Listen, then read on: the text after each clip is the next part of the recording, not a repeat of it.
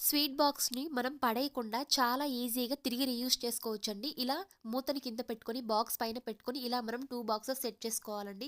తర్వాత ఇలా ఒక జంట పేపర్ తీసుకొని, ఇలా జంట పేపర్ సెట్ చేసుకొని, ఒక టెంకాయ గడ్డి తీసుకొని, ఇలా మనం ఫోల్డింగ్ చేసుకోవాలండి. ఇలా గమ్ యాడ్ చేసి క్లోజ్ చేసుకోవాలి. ఇలాంటిది నేను 6 తయారు చేసుకున్నాను.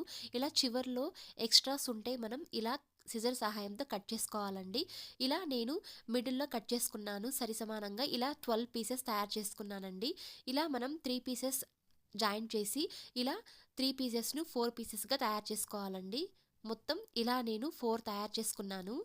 ఇలా అంతా మనం తయారు చేసుకున్న తర్వాత ఇలా కలర్స్ అప్లై చేసుకోవాలండి. ఇలా ఆరిన తర్వాత ఇలా బాక్స్ తీసుకొని ఎడ్జెస్‌లో ఇలా ఫెవికల్ యాడ్ చేసి ఇలా మనం సెట్ చేసుకోవాలండి. చాలా సింపుల్‌గా మల్టీపర్పస్ స్టోరేజ్ బాక్స్ లాగా తయారవుతుందండి. తప్పకుండా ట్రై చేయండి. ప్లీజ్ ఛానల్‌ని సబ్స్క్రైబ్ చేయండి, సపోర్ట్ చేయండి. Thank you.